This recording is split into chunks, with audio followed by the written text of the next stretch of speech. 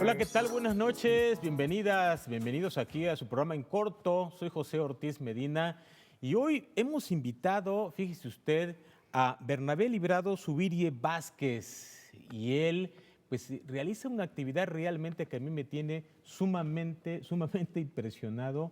Es una labor muy interesante.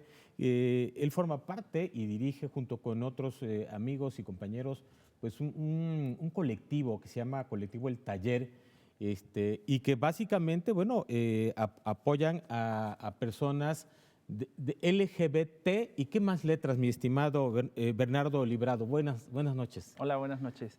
LGBTTIQA+. Sí, ya se han ido acumulando más, Y las que falten. y los que falten. Sí, así es. ¿Nos podrías decir muy brevemente para nuestro público, ya muchos ya están relacionados con estas letras, ¿se le podrían llamar siglas? No. Sí, es un acrónimo. Sí. Un acrónimo. ¿Podrías desglosar muy brevemente Claro. cada letra, este acrónimo, para que les quede claro a nuestros televidentes?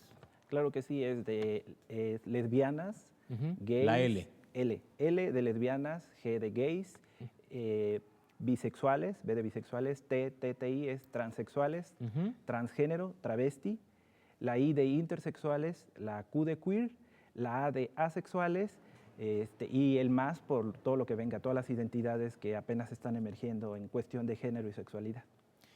Es muy amplia la diversidad sexual. Sí, tan amplia como lo es el ser humano en todas sus expresiones, ¿no? La sexualidad humana es totalmente diversa, no hay una sexualidad nada más. Es muy diversa y entonces la diversidad sexual es tan amplia como cada ser humano puede haber. Oye, Bernardo, ¿de qué año más o menos podríamos hablar de que hay una especie como de boom sobre la diversidad sexual, que empiezan a ser más visibles? Porque ese es el término. Se empiezan a visibilizar estas personas con estas preferencias sexuales. Pues yo creo que ha sido un proceso constante y que se adecua a ciertos, como las olas del feminismo, también hay quienes explican las olas de las expresiones de la diversidad sexual. La mayoría de la gente habla que es a mediados de los 70 con la liberación sexual en Estados Unidos y de ahí se expande al resto del mundo. Pero en realidad en México hay registros desde la época de la colonia, simplemente están ¿En serio? invisibilizados. Sí. A ver, platícanos, me interesa. Hay algunos ahí registros que quedan de juicio, sobre todo para algunos hombres, por pecado nefando o por sodomía. E incluso hay algunas investigaciones que muestran cómo había ciertas dinámicas ya en Nueva España, en la Ciudad de México, en donde en espacios, digamos, muy del margen, convivían con prostitutas, con cantineras, hombres que se dedicaban al trabajo sexual para con otros hombres, ¿no? Entonces, hay evidencias desde la época de la colonia, pero ya aquí en México han sido distintas etapas, por ejemplo, en los 80s, con la pandemia del VIH, que emerge y que es una de las poblaciones más afectadas, la de los homosexuales, empieza a visibilizarse más. Ya con el avance de los derechos humanos y volviéndose constitucionales en México, pues a partir del año 2000 para acá ha sido una lucha y una integración, reorganización de las comunidades para estar vigentes y exigiendo el respeto a los derechos. Oye, Bernardo, ¿crees tú que el fortalecimiento de la izquierda, o mejor dicho, el hecho de que la izquierda haya llegado al poder aquí en México, haya contribuido a que estos grupos cobren más fuerza y que la sociedad cobre más conciencia de esta diversidad sexual? Claro que sí, es una coyuntura bien importante para los grupos minoritarios, tradicionalmente vulnerados y marginados, porque precisamente la izquierda es quien retoma estas luchas de lo popular, ¿no? La visión de la derecha cree más bien en una homogeneización. Y al contrario, la izquierda es más heterogénea, es más diversa. Entonces, claro, en México el movimiento LGBTIQ+, ahora, emergió a partir de su vinculación con los movimientos de izquierda en los años 60. O sea, los primeros homosexuales que salieron a marchar salieron a pedir justicia por los asesinatos de los jóvenes en el movimiento estudiantil de 68 y sobre todo a protestar también por todo lo que estaba en apoyo también del movimiento de Fidel Castro en Cuba, ¿no? Entonces sí había ahí una plena identificación del movimiento con las luchas de izquierda. Ahora tenemos la posibilidad a hacer realidad toda esa agenda que estaba pendiente para las personas disidentes sexuales, porque a lo largo de estos casi 40 años de lucha acompañando a la izquierda, creemos que es la posibilidad de acceder a nuestros derechos, ¿no? Muy bien. Bueno, pues vemos aquí que en este colectivo, el taller, que así se llama, te acompañan Martín Rivera Alarcón, así como David Campos Garcés. Saludos, seguramente nos están Sí, viendo. claro. ¿Cuáles son las principales acciones o activismo que han realizado en el taller? Ya más o menos estuve checando, muy interesante el trabajo que hacen, porque también lo vinculan mucho a la cultura, Claro. ¿no? Usan muchos el cine, ¿no? La literatura, muchos mecanismos para difundir el mensaje. Así es. Pero, ¿cuáles han sido las principales acciones de este activismo que ustedes han realizado? Fíjate, nosotros los centramos en la parte vivencial, Ujú. en la reflexión crítica de nuestros procesos como disidentes sexuales para poder trabajar con grupos de la sociedad en general, pero también con las propias poblaciones de la diversidad sexual. Entonces hacemos desde talleres para sensibilizar a la población en general del respeto de los derechos humanos de las personas disidentes sexuales, que más bien no son derechos extras, sino es más bien el poder tener esos accesos como derechos humanos, como todas las personas. Entonces tenemos talleres, hacemos las campañas de sensibilización, hacemos incidencia política. Sí estuvimos ahí empujando bastante la parte de la inconstitucionalidad para que se pudiera acceder al matrimonio igualitario en Veracruz. Entonces es un abanico de acciones las que hacemos muy amplio. Tuvimos un programa de radio que se llamaba El Punto sobre la J, en donde hablábamos a la sociedad en general tratando de despatologizar la idea que se tiene de cómo somos las personas disidentes sexuales, homosexuales, lesbianas, etcétera, ¿no? Entonces siempre estamos haciendo algo, ocupando todos los espacios que se puedan, nunca con una perspectiva de competir, sino de resolver la gran problemática de discriminación y de violencia que vivimos en el día a día, ¿no? Que está muy normalizada, ¿no? Acabas de decir algo muy interesante. Bueno, todo lo que has dicho es interesante, pero esto aún más. Despatologizar, ¿así es el término? Sí, despatologizar. La percepción que tienen grupos sociales sobre los homosexuales. Platícanos esta parte. Sí, yo creo que la ¿En qué mayoría... consiste despatologizar? Pues tiene que ver con romper un poco ese esquema normativo que hay de que las personas que no entramos en el segmento heterosexual, todo lo que no es heterosexual, o somos enfermos, o somos pecadores, o etcétera, ¿no? Entonces, la mayoría de la gente solamente trabaja con esos referentes del sentido común. Entonces, nosotros trabajamos desde avances científicos, ¿no? Desde la educación sexual, desde el feminismo, desde la perspectiva de género, que ha mostrado precisamente esa diversidad sexual en todos los ámbitos del ser humano, ¿no? Entonces, es trabajar con la gente para que deje de pensar a través del prejuicio, ¿no?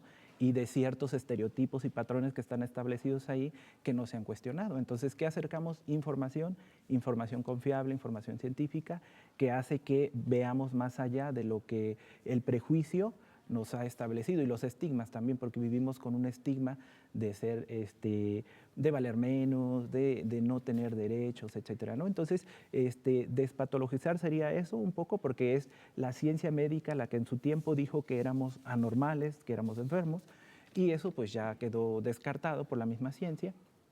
Ahora nos toca seguirlo replicando con la sociedad en general, ¿no? Eres licenciado en pedagogía y después cursas una maestría en estudios de género por la Universidad Veracruzana, en este Centro de Estudios de Género de la UB. Así es. Vemos que tienes esta vertiente de la educación. Bueno, se me ocurre preguntarte, Bernardo, en el seno del hogar o de la familia conocida como tradicional, me refiero al papá, a la mamá, aunque ya las familias han evolucionado, ya son diferentes las composiciones de las familias. Pero bueno, pensando un poco así como un estereotipo en una familia tradicional y de repente enfocando en el aspecto de la educación y de las percepciones que tienen los padres de familia sobre otras preferencias sexuales. ¿Cómo debe, y seguramente nos están viendo en este momento pues muchos papás o tutores, ¿no? O responsables de menores de edad en la formación y la educación, pero ¿cómo deben reaccionar los padres cuando, por ejemplo, si el chico o la chica, no sé, en una edad puberta, de repente el chico o la chica dice, me gustan personas de mi mismo sexo. ¿Cómo deben reaccionar los padres? También enfocándolo un poco a lo que decías hace rato, de la